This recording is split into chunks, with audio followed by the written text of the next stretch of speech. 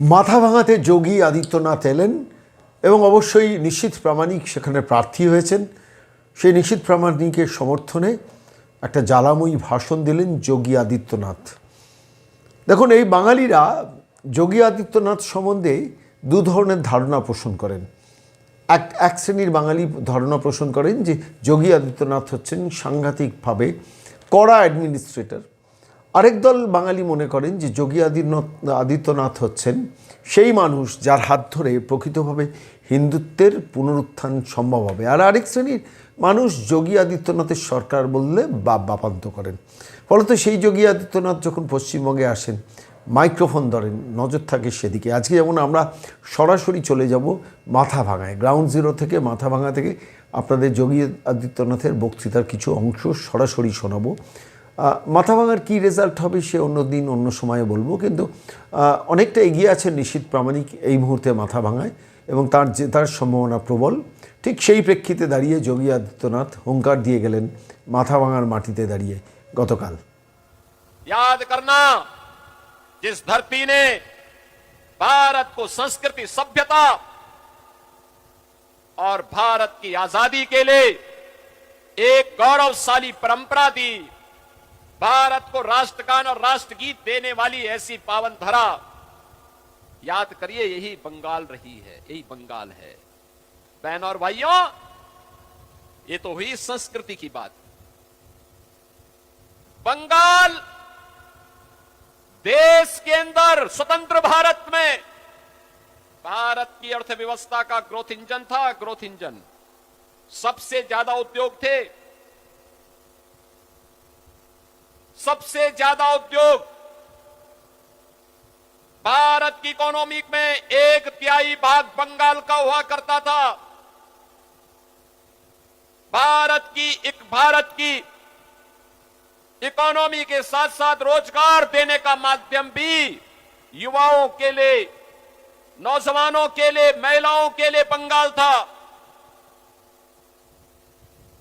क्या हो गया? कल आपने संसद में देखा होगा,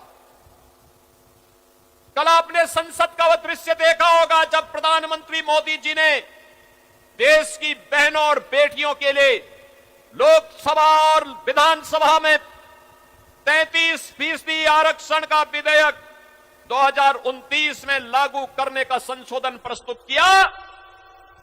कांग्रेस, वामपंथ और टीएमसी ने उसको पास नहीं होने दिया। बहन और भाइयों, ये वही लोग हैं, याद करिए, ये लोग आधी आबादी को उसका हक नहीं देना चाहते, लेकिन घुसपैठियों की पैरोकारी करते हैं, घुसपैठियों की पैरोकारी करते हैं ये लोग।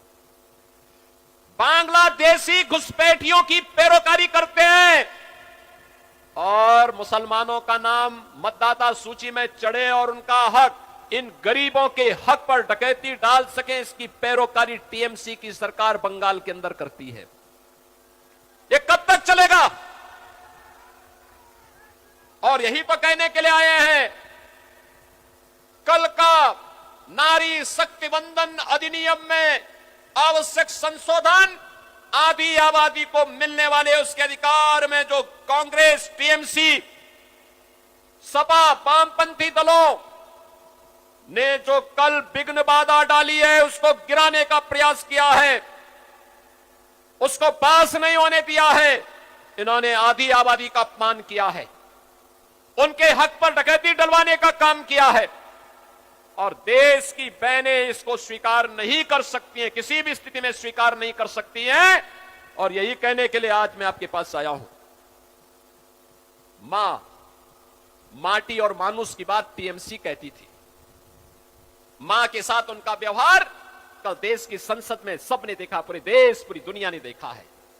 माटी बांग्लादेशी घुसपैठियों से पूरी तरह यहां के राजवंशियों की, यहां के नागरिकों के हक को छीन रही है, और मानुष भयभीत है टीएमसी की गुंडागिर्दी से। नौजवान के सामने पहचान का संकट है। अन्नदाता किसान पूरी तरह पलायन करने के लिए मजबूर है, उसको उसकी उपज का दाम नहीं मिलता है। बंगाल में टीएमसी के 15 वर्ष के कार्यकाल में 7,000 से अधिक बड़े कारखाने बंद हुए हैं। 30 लाख नौजवान बेरोजगार हुए हैं। विकास के खारे तब पड़े हैं। मोदी जी के द्वारा जो पैसा भेजा जाता है वह पैसा यहां के गरीबों में नहीं दिया जाता है, यहां के ट्राइबल के बीच में नहीं दिया जाता है, यहां के अनुसूचित जाति जनजाति के नागरिकों तक पहुंचने में नहीं पहुंचता है। ये पैसा टीएमसी के गुंडे खा जाते हैं या बांग्लादेशी घुसपैठिए खा करके, इनकी मदद से खा करके आपके हकों पर डकैती डालने का काम कर रहे हैं। और इसीलिए आज मैं आपसे कहने के लिए आया हूं, बहनों और भाइयों, बंगाल में कारखाने बंद हुए हैं, धान के उत्पादन में गिरावट आई है, मछली उत्पादन में लगातार गिरावट आ रही है। कारण है सरकार अच्छा दाम नहीं देती है, यहां की टीएमसी सरकार पैसा नहीं देती है। टीएमसी को तब पैसा देने की या नौजवानों को रोजगार देने के लिए फुर्सत होती तो वो सोचती, उसको तो मुस्लिम तुष्टीकरण से फुर्सत ही नहीं है। वो मुसलमानों के अलावा किसी के बारे में नहीं सोचती है। बहनों और भाइयों, बंगाल के अंदर आज आप जय श्री राम का नारा नहीं लगा सकते, क्योंकि या तो यहां की सरकार अत्याचार करवाती है या टीएमसी के गुंडे हमला करते हैं। दुर्गा पूजा के पहले उपद्रव हो जाता है। यहां की गवर्नमेंट दुर्गा पूजा और विसर्जन के दौरान अनुमति नहीं देती है, नहीं देती है।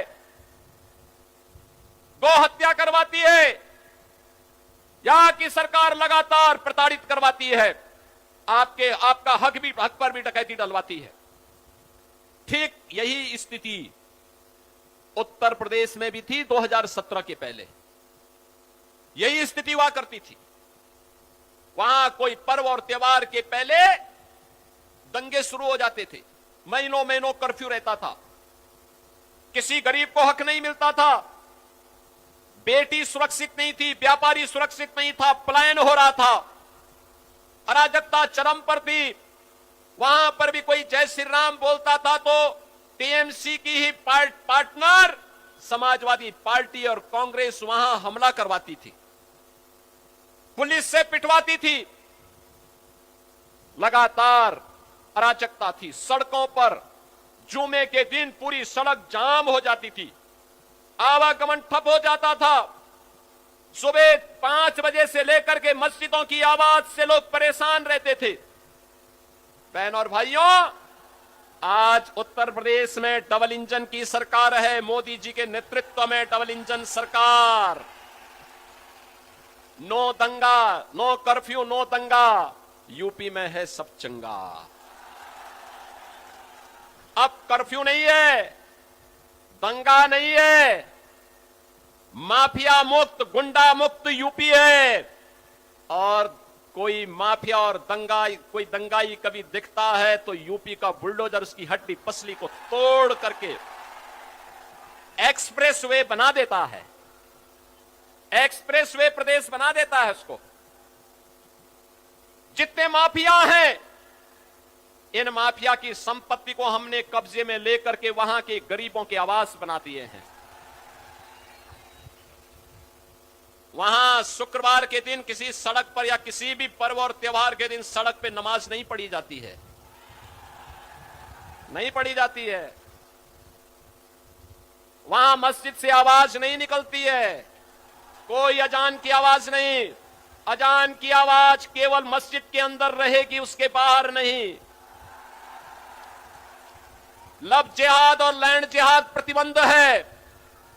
और ये तभी हो सकता है जब डबल इंजन की बीजेपी की सरकार आएगी। बीजेपी की सरकार इस बात की गारंटी देने के लिए आपको आ रही है।